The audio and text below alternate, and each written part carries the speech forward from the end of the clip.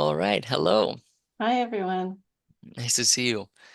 So, Su Chang is a Chinese Canadian writer who was born and raised in Shanghai and is the daughter of a former reluctant Red Guard leader. And her fiction has been recognized in many literary contests, including the Canadian Authors Association National Writing Contest. And this is her debut novel, The Immortal Woman, that I have here in the background. So it's an honor to host this. And then Thea Lim is the author of An Ocean on Minutes of Minutes, which if you read it, it's an incredible book. It's won multiple national and international prizes, translated into 3 languages, option for television. Her writing has appeared in some of the best publications in the world, including Granta, The Nation, The Paris Review, Globe and Mail, etc. Um, Very recently, Thea was the latest Wilfrid Laurier University's writer in residence, which just ended in March. So congratulations to that. I know you've been the writer in residence at TPL, the Toronto Public Library, and the University of Toronto Scarborough. So awesome. Honored to have you here. Um, and so they're going to talk for about 40 minutes and then they're going to take questions from the audience. So please remember to submit your questions in the Q&A panel and not in the chat. So if you're new to Zoom as an audience member, I'm going to ask you this favor. If you want to chat amongst each other or just use the chat, but if you want to ask a question for the Q&A, make sure you use the Q&A button. And that way all the questions are nicely collected in one place for Thea to be able to look at them at the end. And if you read a question from someone else that sounds similar to what you wanted to ask, worry not. You don't have to retype your own question. You can just upvote that person's question or comment on the question. So you can upvote each other's questions, and then the voting will sort them by popularity. So that's all I got for now. Thea, Sue, take it away. Thank you so much, Jorge, and to the Vancouver Public Library, and to all of you for joining us here today. I'm really thrilled to be talking with Sue about this novel, The Immortal Woman, which is so rich and daring. And I have a lot of questions about how you created it. So if you're ready, I'm just going to jump right in, Sue. Absolutely. Yeah. Thank you so much, Taya, for moderating this. And thank you so much, Vancouver Public Library, for hosting. And yeah, I can wait to hear all your questions. Let's do Great. this. Okay. So The Immortal Woman is such an impressive achievement. And one reason why is that even as a debut novelist, structurally, you did not take the path of least resistance. So not only does this book toggle between two perspectives, that of LeMay, our first protagonist as a child becoming an adult, and then we're introduced to a second protagonist, and that's LeMay's daughter, Lynn. So it's actually kind of a mirrored Bildungsroman. It's like we have two people coming of age side Mhm. by side. But then the novel also goes back and forth across time. So after LeMay somehow manages to survive the Cultural Revolution, the opening of the novel tells us that story of her from a child into early adulthood. The novel then jumps forward. I think it's about 20 years. The last time we saw LeMay, she didn't have a child, but the novel jumps forward and she has a child, and that child is actually already an adult. And Mhm. it tells us the story of her painful story of her trying to assimilate. And then the novel doubles back and tells us the story of Lynn's childhood, so of LeMay raising Lynn. So the first thing I wanted to ask you is, what did this kind of time play give you? What drove you to write the novel in this way? Yeah. So that's a really good question because I did wrestle with the structure of this story for a Mhm, very long mhm, time, lost mhm, a bunch of sleep over it over many months. Um, and in the very first, I would say 5 drafts, the daughter Lynn's perspective was in fact my point of departure. So the novel was framed as a young Chinese immigrant discovering her family's hidden past. And I understand it's sort of a conventional structure of this sort of novel now. And I thought, okay, there's some roadmap and I could go with it. But as I wrote more and more, just the historical parts grew increasingly complex, and just the voice mhm, of the mother character, LeMay, also became stronger and louder. And that voice just cannot be contained in flashback chapters anymore. mhm, Um, mhm, so I decided, okay, let's elevate LeMay to the heroine status on equal mhm, footing with Lynn. mhm, So as you point out, the first half of the book became this parallel coming of age stories. And further to that, I think of LeMay's intricate history as sort of a bimodal arc. So the first major crisis was during the Cultural Revolution, where she clearly suffered severe personal loss. And the second major crisis came during the Tiananmen Square protest. She was dealt with another catastrophic blow. So that bimodal arc dictates, to me, it dictates the circular shape of the first half of the book. So when I first introduced LeMay, it was going towards that first major crisis of her life. And then I then introduced a daughter, Lynn. So this is a parallel coming of age narrative. Then I want to go back to narrate LeMay's second major crisis. And that served as a hinge of the book as well, because this Mhm. second crisis is really the inciting event that fundamentally changed the daughter and the mother. So I felt very strongly it was necessary to give the readers a break as well between the two crisis peaks. It creates a kind of tension about a sort of suspense about the tension Lynn felt in her childhood when I was introducing Lynn as well. And just finally, there is a subtle point, which is I think LeMay as a character was ready to forgive and move on after the first Hmm. crisis, which I think a lot of people probably didn't understand this, but it was a surprisingly common attitude among the Mhm. survivors of Cultural Revolution. Mhm. It was only after she encountered a second crisis point she became truly hardened. Yeah, so Hmm. yeah, so a lot of try and error to get to the Yeah, structure of the yeah, first part. yeah. I haven't heard that phrase before, bimodal arc. I love that. As someone who I joke that I'm an anti-imperialist, but I can't stop writing these novels that are driven by causation. So I love hearing about how other writers kind of use causation, but also mess with it. It's so interesting. And listening to you talk, I found myself wondering, I feel like you finish a novel and you sort of crawl out at the end sort of all like sweaty and greasy, and you look back at it and you're like, oh, why didn't I write it that way to begin with? And I'm wondering if you had any insight into that. Why didn't LeMay see? So and actually, I was also remembering that I had the great honor of reading an early version of this novel because we first met through the Writers Union of Canada. They have a BIPOC Writers Connect conference, and so I did read an early version Great. of it there. And I think it did start with Lynn. Now that you're talking about that. Yeah. So did you have a sense of why, do you know, this may be an impossible question, but do you know why you didn't start with LeMay to begin with? Like why you sort of needed to start with Lynn and then thought the better of it? Yeah, I think it's partially because I wasn't confident enough. Hmm. Obviously, to write a historical fiction, it Oh, required a kind of confidence that I knew my material really intimately. I was able to right. do it justice. And at the time, I thought it came to me more naturally from a sort of young Chinese women's perspective. And then I would go back to find these kernels of truth. Um, Mm-hmm. I guess it's closer to my personal position. Um, Mm-hmm. but then I realized actually over a decade of immigration, I had read and researched so much. I actually did have enough material.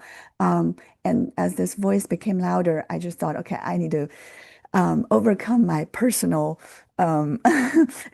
a lack of confidence and really jump into portraying this LeMay character and Yeah. do it justice. Yeah. Yeah, yeah. So you need to wander around in the world of the novel for a little bit before you had that strength. And I love hearing that. I work with a lot of writers who definitely feel that way. I mean, I think it's such a normal way to feel when you're starting a novel. It feels very risky to inhabit perspectives of the characters that you haven't had. And it's so interesting, Mhm. I think, how that process of drafting often teaches us to, if it doesn't teach us how to do it, it gives us the courage to be able to do that. So I do Yeah. love that.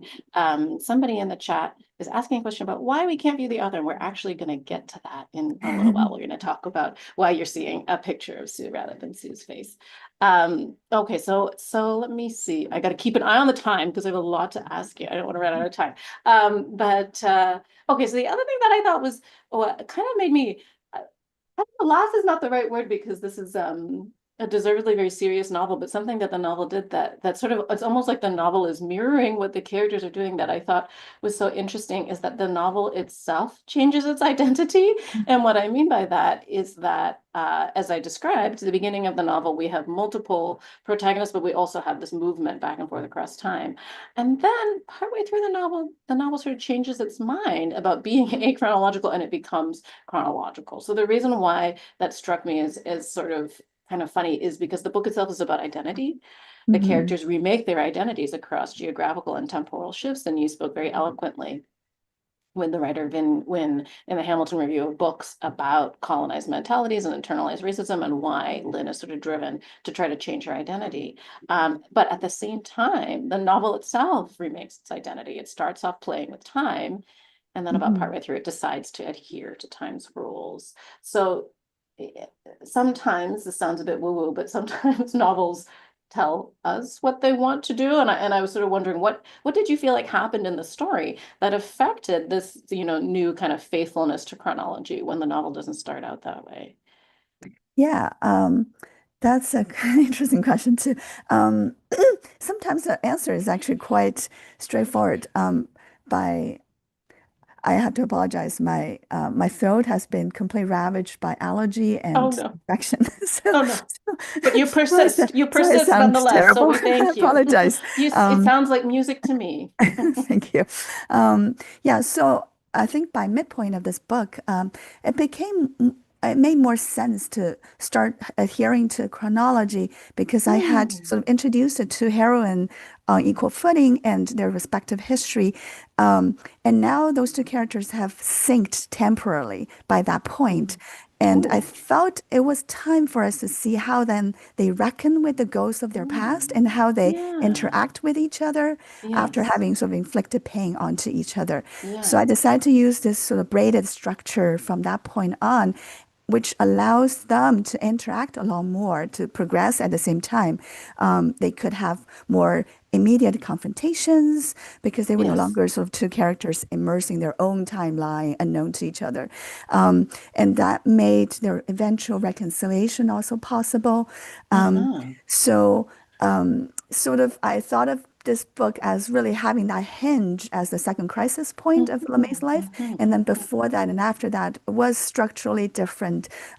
Before that was a bit of circular, and after that is a bit episodic, which mhm. now I look back are really the two most common structures of Chinese classic novels that I love so much as a Oh, child. I can't say I was thinking so clearly as I was structuring the novel, but it must be lurking in the back of my head. Yeah. yeah. And what's that classic structure? Could you say that a little bit more about what that looks like? Oh yeah, just like when I was growing up, obviously I grew up reading Chinese, and I love these the great four classical Chinese novels, Hmm. like The Journey to the West, Dream of Hmm. Red Chamber, Hmm. Outlaws of the Marsh. And if you look at these novels, they're typically not very linear in their narrative, right? Hmm. They're either Hmm. some cyclical or they're episodic, like Yes. Laws of Marsh is very episodic. Yeah. Yeah. The Romance of the Three Kingdoms is also very episodic, right? Yeah. So Yeah. I felt like this my novel seemed to have the hallmarks of both structure. Hmm. It's not entirely linear. It has some circular parts, some episodic parts too. But Yeah. once again, I felt this is something really retrospectively I was coming Yeah. to that realization. Yeah, yeah, yeah. And I have more questions about that coming, but I also think about Journey to the West all the time because I grew up watching a kind of fever dreamish adaptation of it. With these sort of live action animals. Anyways, I think about it all the time in its episodic shape. And yeah, it is so interesting to think about how those sort of key texts affect our own internal narrative instincts in ways that we don't always realize. Mhm. What you were saying about why the novel suddenly stops moving around in time, it's so insightful, and it makes me think about how they're kind of trapped, right? Like there's sort of like they can like you. you know, like they say, wherever you go, there you are. And Yeah. sometimes people migrate quite literally, right, to get away from danger, to get away from problems. But there's also a way wherein after you immigrate, you know, you can't move anymore. You're fixed in place. And I feel like the novel stopping playing with time and getting these characters to reckon with each other by not being able to slip away in time.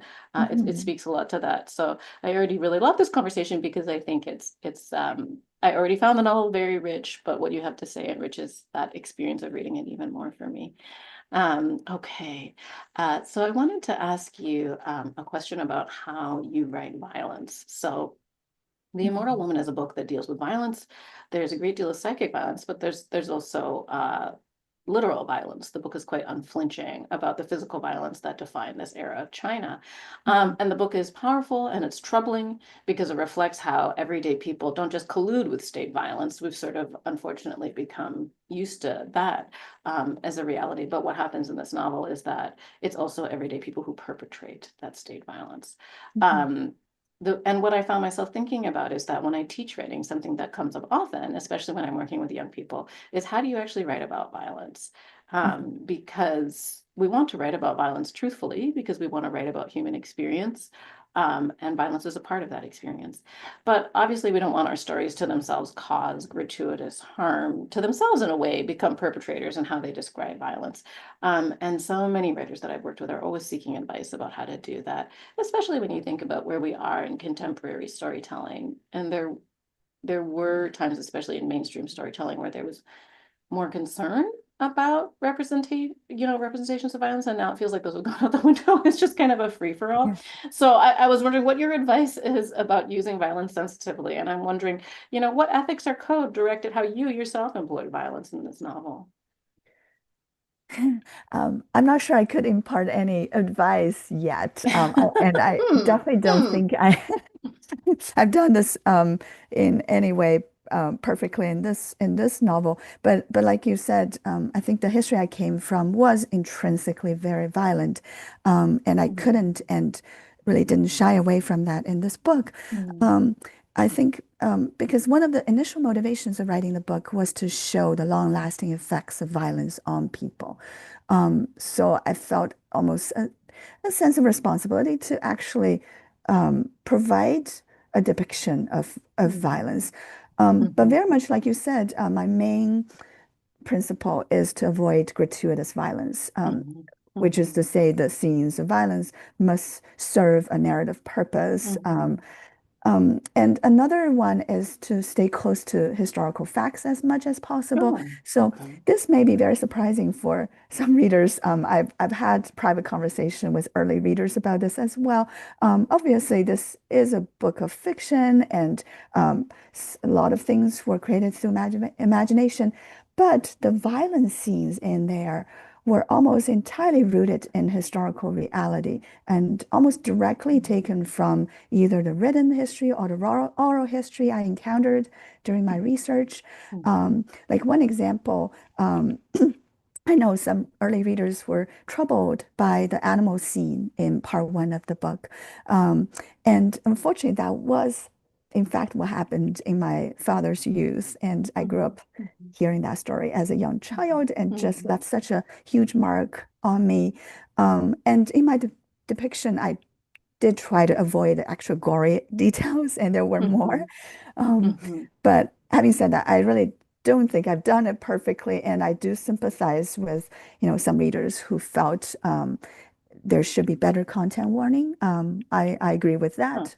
I think, Hmm. in fact, I passed that feedback to my publisher around Hmm. around this very point as well. Hmm. Um, yeah, Now it's a I'm very trying to, I tricky want to thing. look and see, is there a content warning? I'm I looking to don't see. think so, actually. No, every now and then you see that, but not always. So do you feel that way that books should have content warnings? Um, Now that I've heard from enough readers, I think this particular book probably should came Huh, with some yeah, content warning. yeah, Yeah, yeah, yeah. I mean, yeah. this VPL webinar can be a content warning. And you say that you don't feel you did a perfect job other than the book not having a content warning. Could you say what it is that you think wasn't perfect about it? And I mean, and I should Mhm. say As someone who actually, I'm a terrible reader. I'm extremely soft-hearted, and unfortunately, everything that people told me before I had children came true. I'm even more soft-hearted after having children. I find it very Same difficult here. to read about violence. I personally did not. Yeah, I didn't feel that it was gratuitous. It was very clear that it's not, great literature is meant to represent life, and that it would not be possible to represent life without, yeah, without writing about that violence. So I wonder if you could say a little Mhm. bit more about what you felt like was imperfect about your approach. Um, I haven't gone to sort of the most, like, I haven't gone through all the details, but I felt there were things perhaps I could hold back even more. I see. I see. Perhaps focusing more of the psychological effects on the Mm-hmm. bystanders instead of Mm-hmm. the details of Right. the scene Right. itself. I'm Yeah. sure, yeah, there were things I could have done better. Yeah. Yeah, yeah, yeah, that's really interesting, and I appreciate that sensitive answer. That's also, I actually don't have too much violence in my work, but times when there has been violence, that's something that I always thought about. Yeah, that we want to write about life and we want to write about what really happens to people.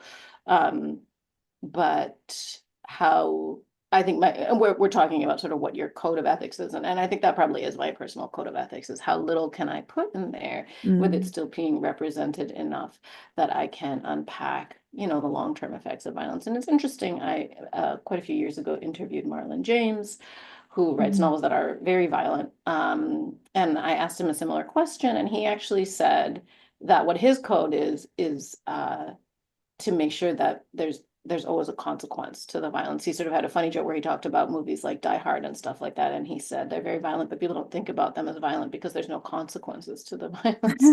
So when you do write about the consequences to violence, that kind of has a sobering effect on the reader and they notice it more. But for him, that was also sort of his sense of like what it meant to write about violence ethically.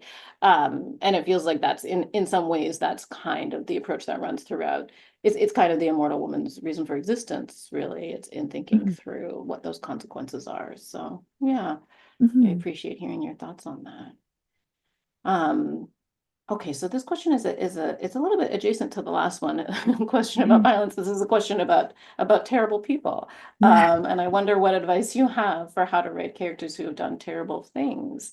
Wherever we are, we're writing to cultural expectation of what makes a story a story. And I would say, as readers, we all like I guess as we were saying earlier, sort of the impact that those novels had on us that we didn't even realize. As readers, we also, I think, have expectations of novels that we may not always be aware we hold until those expectations are frustrated. And I think one of those expectations in this part of the world is that there's a sort of a secularly Christian narrative morality that we hold inside ourselves, whether or not we're Christian. That's why I say secularly Christian. It's just sort of the basis of culture in this part of the world is that, Right. and so we have the sense that if characters behave badly, they should somehow be punished by the end of the story. And what that Mhm, does is it reassures the reader that the author knows the characters are bad, and something about that makes us feel more protected and safer in mhm. kind of indulging in the stories of people who have done terrible things.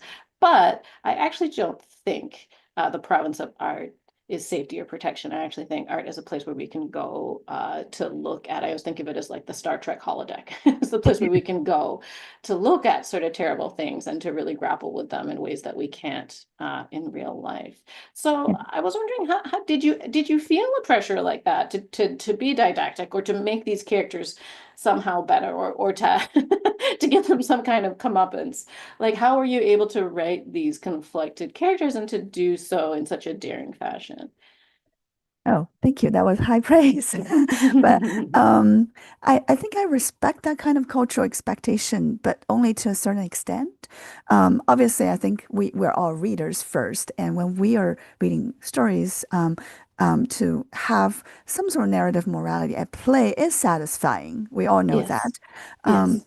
but at the same time, like I think if you read the whole book, you probably notice my division between the good and bad guys is not often super clear. Mhm, Like my two heroines, obviously, I hope the readers can root for them, but mhm, they're actually deeply flawed characters. mhm, They self-inflict pain. They're not mhm, exactly the most likable characters. um, my villain characters, they sure they did bad things, but they also have qualities about them or some sort of backstory that make them quite sympathetic characters as Yeah, they're well. contextualized in their moment, I would say. Yeah.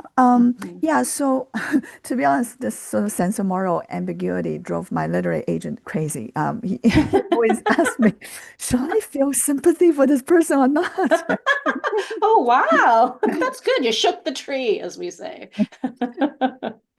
So, so the way I'm thinking is like for a, let's say a villain-ish character, like, well, a villain, I suppose this character is a villain character in part one, this Chang Mhm, character. mhm, mhm, Like I have encountered a prototype of this character both in my research, in my lived experience. So basically, this is a person who was oppressed by the society, who mhm, decided at one point to follow a moral code, very popular at mhm, his time, but eventually mhm, came to a dead end. And then all the past injustice done to him just came crashing down on him, and he mhm, committed an act of crime, right? mhm. I wonder, does this character have free will or not, given his Oh, background, given the historical wow. period he was situated in? Um, I feel probably not. This person doesn't really seem to have much free Mhm, will. So mhm, can we judge him unconditionally based on his behaviors? Um, mhm, I don't think I can judge him unconditionally anyways. I felt, mhm, he was following a kind of moral code that perhaps appeared to be categorically wrong today. Like he was the running mhm, dog of Gang of Four, right? But it wasn't really wrong in his time, in that particular cultural historical moment. mhm, So yeah, to me, like my characters actually um, are situated in a different time. I want to show the readers there is an evolution of morality, and our lens of looking at the world will be very limited if we just apply our current codes to these mhm, historical mhm, person. mhm, mhm. Um, so yeah, so that's one thing. The other is my point of departure for writing all these characters is really is compassion. So Yeah. I just felt I if I want any sort of depth in these characters, I just had to have compassion for all of them, all of those Mhm, characters. So for both mhm, reasons, I just can't bring myself to write about someone who's entirely irremediable, irredeemable. Um, mhm, I suppose there might be pure evil in the world. I'm just not mhm. particularly interested in writing about that. Right. Yes, yes. And Yeah. because of that, I'm not too burdened with this pressure to give them comeuppance either. Yeah. Obviously, they do get, usually there is a general narrative morality at play, but not Mhm. as, yeah, as clear as the Christian fables. Yeah, yeah, of course. Um, it's really interesting what you say about compassion. And I understand that you're saying that, like, well, I'm not going to write about a character that I can't feel compassion for because that person is not interesting to me. And I actually feel the exact same way. Mm, But I wonder why did you have compassion for these kinds of characters who are based off of people who uh, participated in this state violence and did incredible, life-altering violence against other people. mhm, And then the Cultural Revolution ended and they kind of had to come to terms with what they'd done. mhm, Um, did you start out having compassion for these people, and for the things that had happened to your family? Or was that something that writing the book kind of taught you? Like I'm sort of wondering mm, where the compassion came from to begin with. mm. Um, I do think the book, writing a book, um, gradually taught me that I cannot write a single character in a two-dimensional way, and in that process, train me to have more compassion for these Mm, characters who probably I was mm, despising at the very beginning, and mm, still do at the end, but came to see their humanity as well. Um, and um, I suppose I was also in a very privileged position to have enough distance mm, between me, the author, and the history and the characters I was writing. I mhm, personally were not dealt with physical pain by those mhm, folks, not like mhm, some certain members of my family.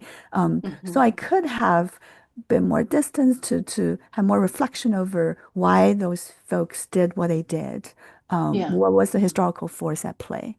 Um, and my conclusion was they were not pure evil. In fact, it's sort of the um, mundaneness of evil, Yeah. many people tackle in their work, right? So Yeah.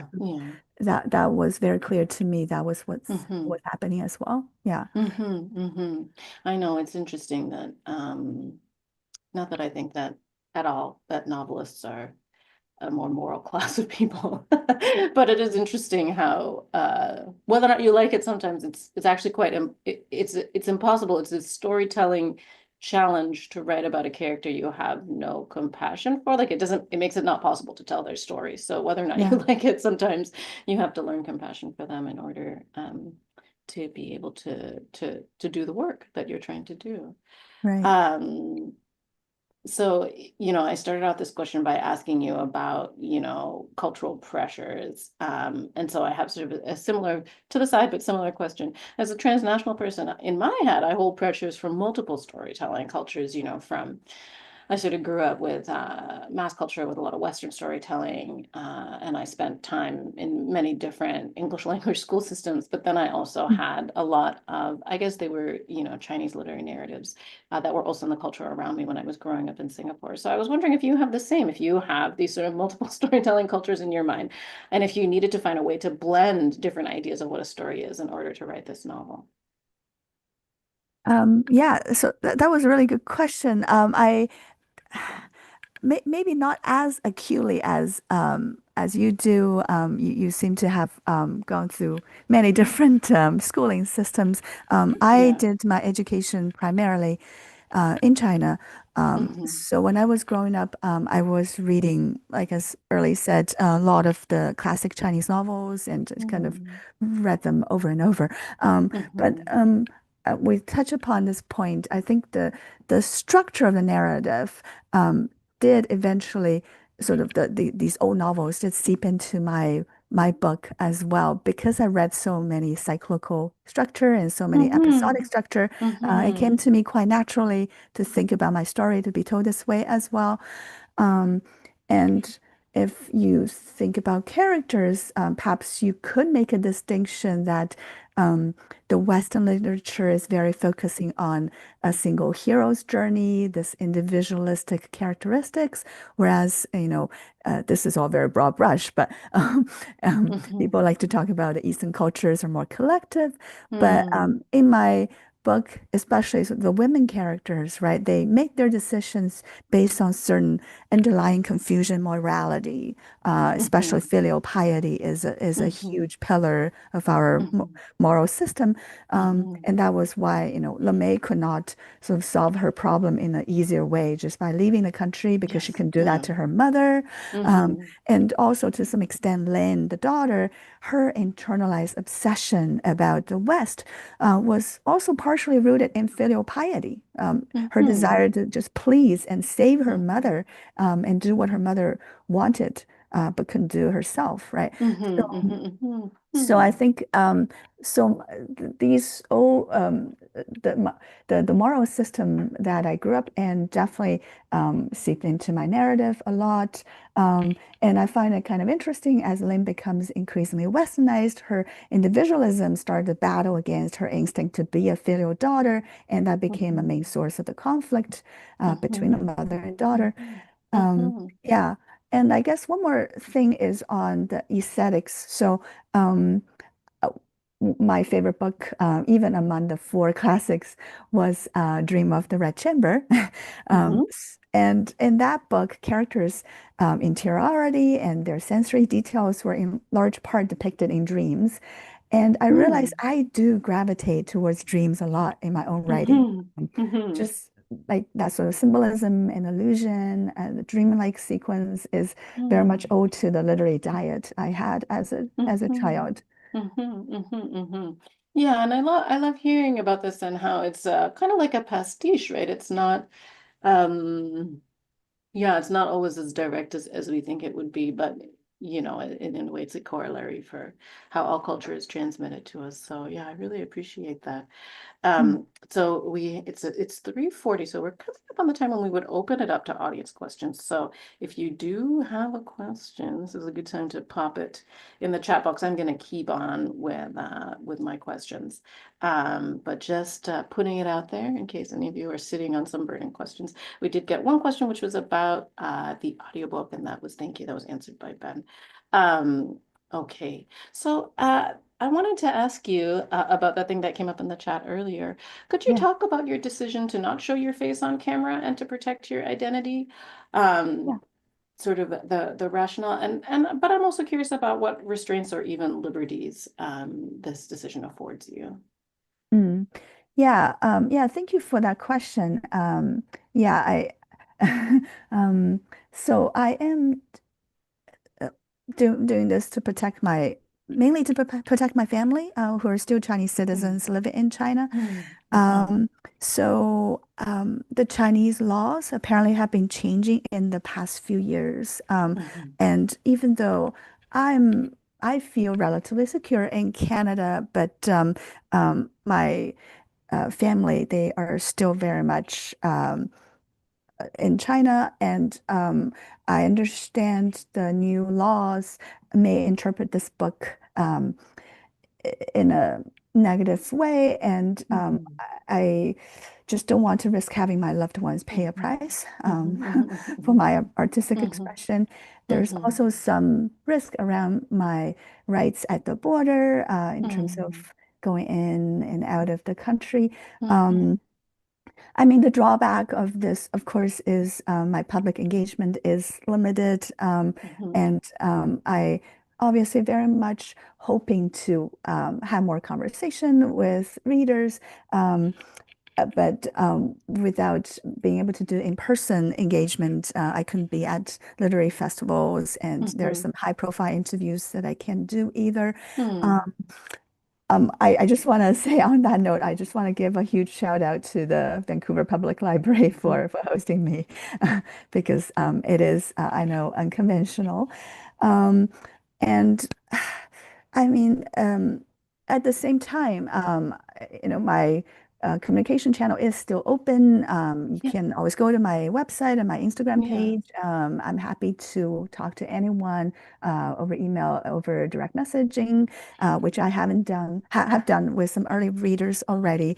Um, mhm, and you ask about liberties. Yeah, that's That's also true. I think mhm, I probably am bolder in my writing than I might mhm, otherwise be.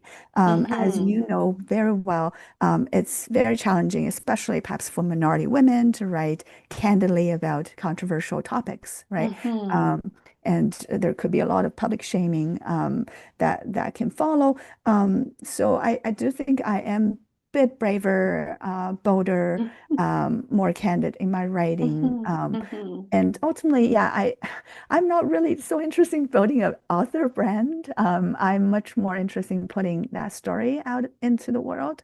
So mhm. yeah, so I appreciate the question. I also appreciate your understanding. Yeah, yeah, yeah. And that's great to know too. Uh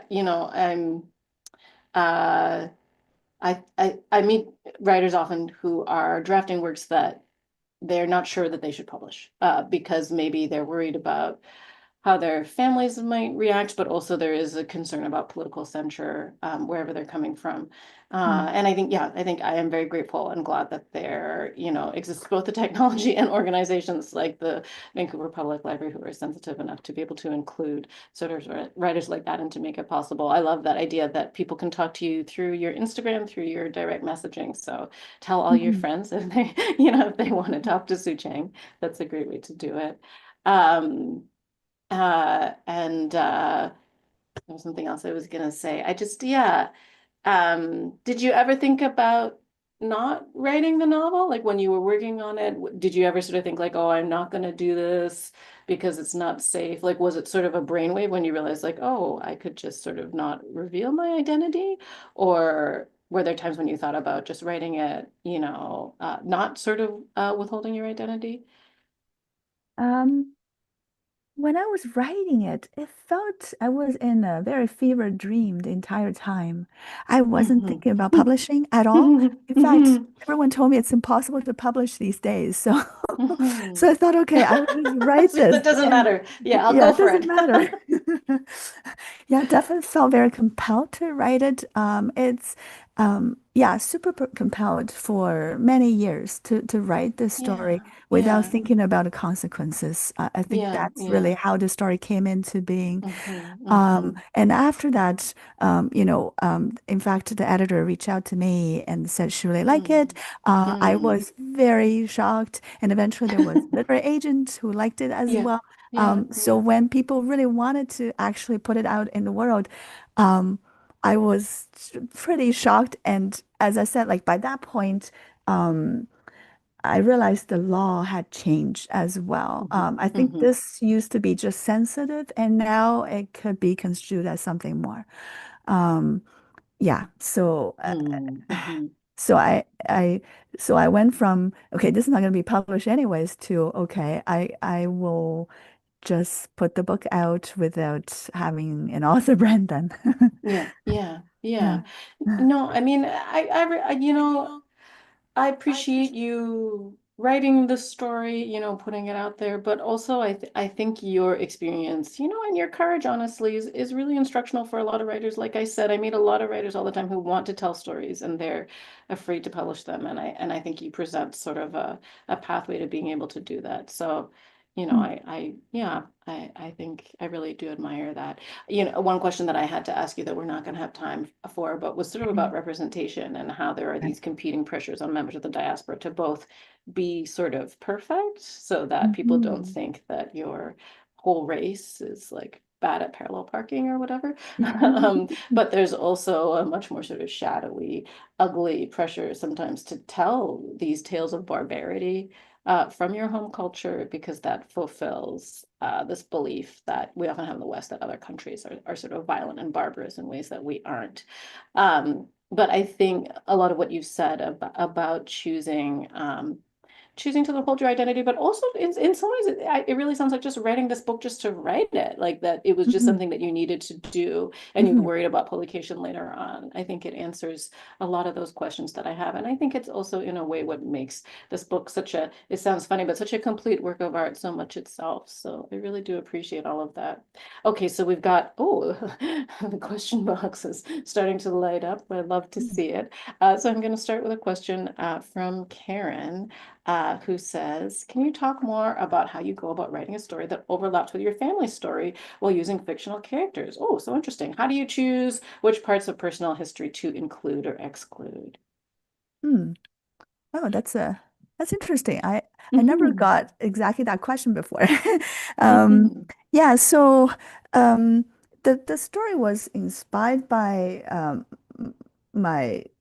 my father's experience as a reluctant Red Guard leader in the Mhm. 60s. That was initial spark.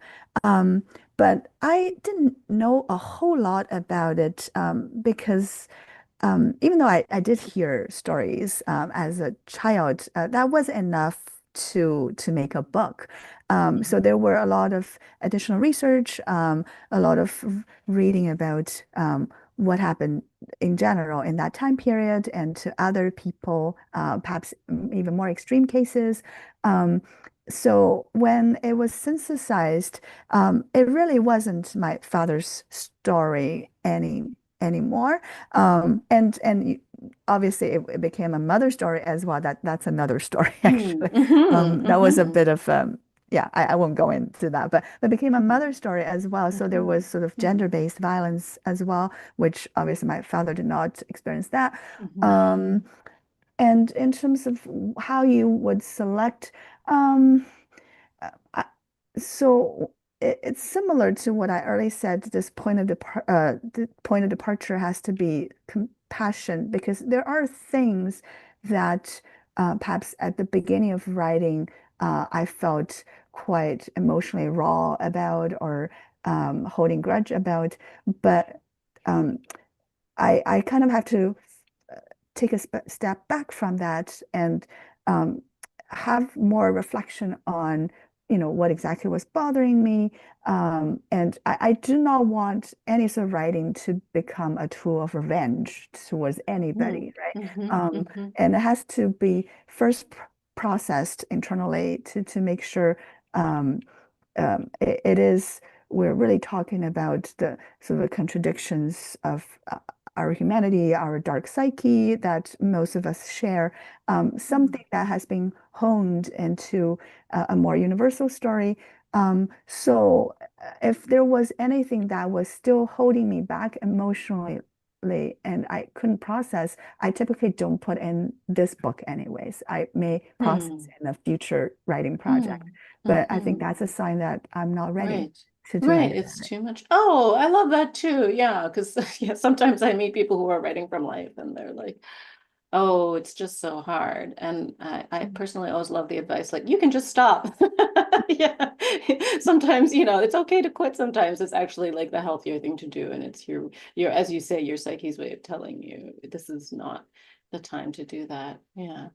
Yeah. Um, did you wind up going back to your family and sort of interviewing them in order to write this book, or you sort of just took what you remembered from them having told you as a child and added to it with research? Mm. I did interview them many years ago. Oh, you That was did? more than, Okay. yeah, that was more than 10 years ago, long before I Mm-hmm. started writing Oh, the book. But I wow. just thought, just my community just had so many interesting nuggets of stories that were lost if I don't record them somehow. So Mm-hmm. I did do interview, including Mm-hmm. members of my family who passed away Mm-hmm. in the past 10 years or so. Mm-hmm. But I was able to get their stories um, down, just even just to educate myself, Mm-hmm. to understand where I came from. Yeah, I did. Mm-hmm. Mm-hmm. Hmm. Love that. And then was it surprising when they made their way into the book? Sometimes people say things to me, and then 5 years later, like a fact checker from a magazine calls them and is like, "Did you ever say this to Thea Lim?" So I think people are starting to be afraid to say things to me. But was that sort of the same for you? Because you didn't do those interviews with the intention of putting them into the book. So was it a surprise No. that they wound up there, or did it feel sort of natural? I think it was natural for me, but you're right. I Yeah. didn't do the interview with the intention of putting in the Hmm. book. Um, Um, uh, but you're right. I think it's occupational hazard that Yeah. their friends will talk Yeah. to us less and Yeah. less. Which is terrible for me because number one, I love to chat, and number two, I need things to write about. But yeah, Yeah, yeah, yeah, I exactly. guess yeah, you have to live with the consequences of your actions. So. That's right. That's right. But like I said, I think I hone it into, I hope, art enough that it is not just a naked expression of their life, Yeah, right? for sure. Their life is Yeah. just the initial spark of inspiration. Yeah. Yeah, it's a different thing altogether. Yeah. Yeah. So we have one more audience question, and like I said, if you have any burning questions, now the time to put them in the box. So we have a question from Daria, who identifies as an immigrant living in Vancouver, and Daria says, "Does the book cover your experiences as an immigrant?" And I almost wonder if this is sort of a question about like, how much is this about you? Mm. Um, yeah. So and that's often, I think, a curiosity that readers have Right. about authors. Yeah. So what would you say to that? Right. Yeah, so very similar to the historical part of the book. I think the initial spark of the contemporary part of the book was either my direct impression as an immigrant or my observation of people I know very well in my own community. Um, Mhm. but once again, much of that was then processed internally before I made it Yeah. into stories. Because just, some example would be I think when I was really constructing this story, I was perhaps under the influence of postpartum depression a little bit, which Mhm. got reflected in Lane's character in parts Mhm. of the book as well. Mhm. Mhm. So that experience was quite visceral and quite real to me. Mhm. So that was one example, and sort of the bone chilling loneliness you feel when Mm, you first move by yourself without mhm, any family friends. Like that was also something I experienced early on in my immigration. mm, That's at least that sentiment went into the book as well. So certainly, yeah, it reflects the things I know I've experienced. Um, and even some other characters like Dali's character, right? I don't really know a person just like Dali, but mhm. I know many people and that reflects different aspects of Dali, and I certainly know people who have turned to nationalism for solace because they could not find belonging in their adopted um, Western countries. Mhm. So this is sort of a composite character. Um, yeah, so it did come from life.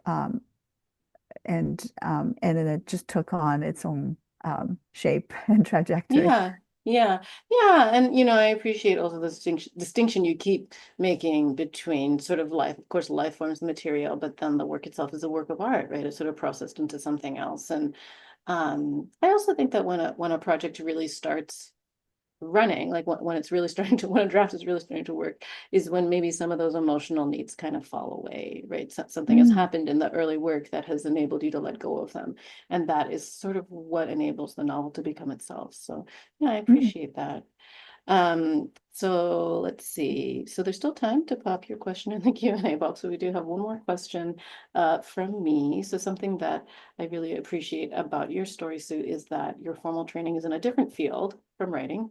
mm, You come from the STEM field. And I'm just wondering if you could talk a little bit about how coming from a different field equipped you to be a writer, because I also meet writers all the time who say like, oh, I didn't do an MFA, like I don't have a literature degree, like I can't be a writer.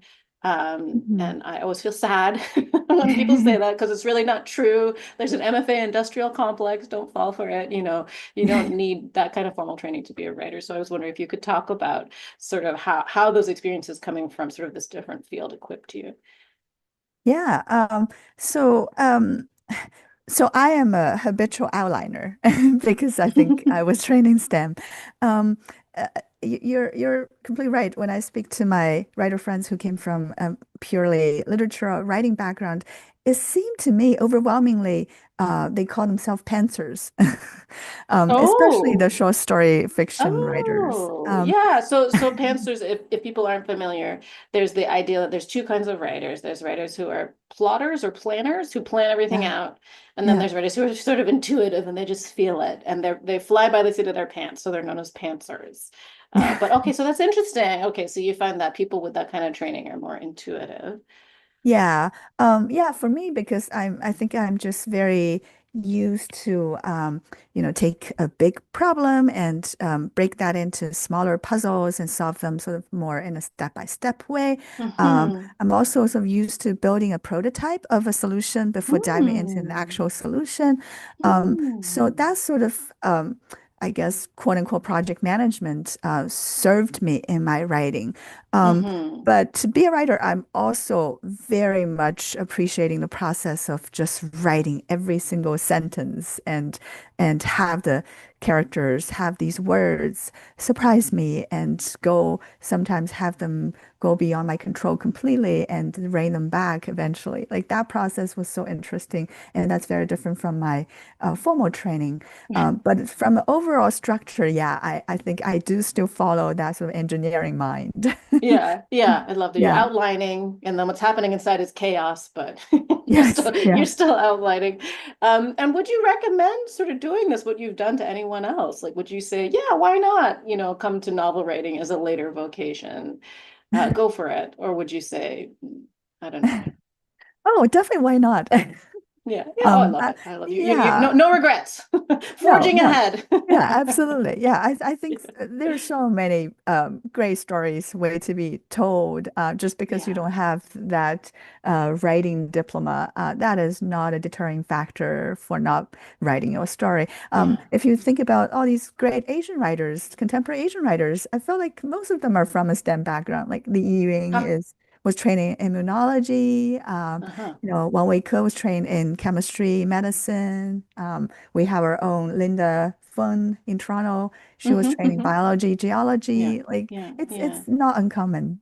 So Yeah, yeah. yeah, yeah. I love that. And yeah, I do really love to think about what color it brings to the work itself. I myself, despite having always been trained in literature, I'm also an outliner, so I don't know what my Oh, excuse great. is, but yeah. Best of those Okay. words. Yeah, yeah. So on that note, I'm going to wrap up our conversation, and I just want to say thank you so much to the Vancouver Public Library, to Jorge and to Ben for setting us up, and most of all, I want to say thank you to you, Su Chang, for this novel, for The Immortal Woman, and also for spending this time with all of us today. Oh, thank you so much, Thea, for moderating this, and thank everyone who spent your afternoon with us today. And please do send me a private message. I'd love to chat with you. Thank you so much. Oh, it's been wonderful to host you both. Thank you so much, Sue and Thea, for this illuminating conversation on literature, how it works, the role of it. It was really lovely to hear you too. Oh, and Sue, really thank you for helping us figure out a way to host you and still protect your identity. It was really special to be able to do this, especially Thank knowing that you. you can't appear in other festivals. So I'm very happy we were able to do this.